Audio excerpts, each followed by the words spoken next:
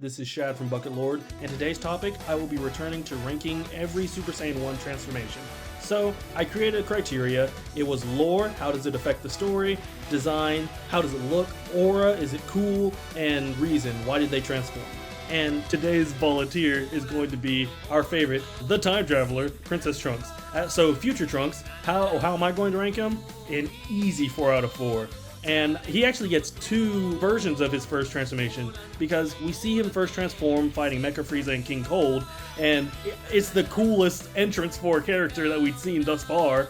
We didn't know that there could be other Super Saiyans. Like, in theory, yeah, Vegeta and Gohan might be able to become Super Saiyan, but each one of those characters were dynamic, and Goku was the only one that turned into a Super Saiyan. That's all I'm saying. But we see Trunks show up, and he also has a sword, which is awesome. Design, he's the easiest to point out in the lineup of Super Saiyans. I love his hairstyle. In Dragon Ball Z Bridge, Vegeta says that he looks like a fruit, but he has like long hair, and then spikes up to go Super Saiyan. It looks incredible, and he has the cool capsule core jacket, and he has the long baggy pants, the boots. Trunks is just such a cool design. They hit it out of the park first try. Trunks has crazy aura. He showed up and beat Frieza. He one-tapped Frieza.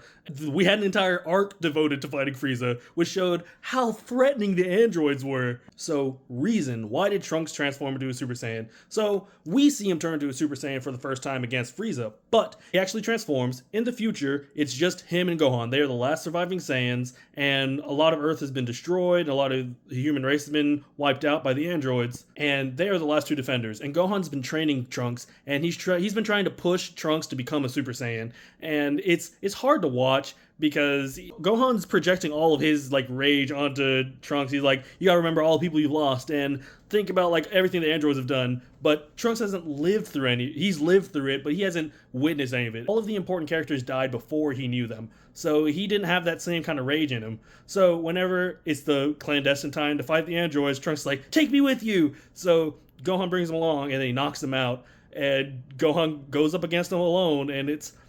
I watched it last year because I was watching all of these, and I kept pushing Trunks' off because it's a hard one to watch. Like, you watch Gohan lose, he's fighting with one arm, and he's being tag teamed, and he's keeping up with them. There's a big explosion, and we cut to Trunks looking around for Gohan, and he finds him face down in a puddle, and Trunks breaks, and he turns to a Super Saiyan. And it's such a masterful transformation. It goes so hard, and it hurts so much. So, reason-wise, why did he transform? The death of Gohan. Like, he became the last Saiyan, and the only Saiyan he knew was Gohan, and he's like the most diluted one. And in a lore standpoint, we find out Vegeta's his dad, and you didn't know that when he shows up in the we didn't know that when he shows up in the past. He's just another Saiyan that can turn Super Saiyan. You start to piece together, and you find out that it's Bulma, and it's just it's so much. Trunks was a masterclass of an addition to the Dragon Ball mythos in turning into a Super Saiyan 1. Goku set the standard, and Trunks rose above it. Not to say that Goku's isn't peak. Goku's one of one, but Trunks just pushed it further, and I appreciate that.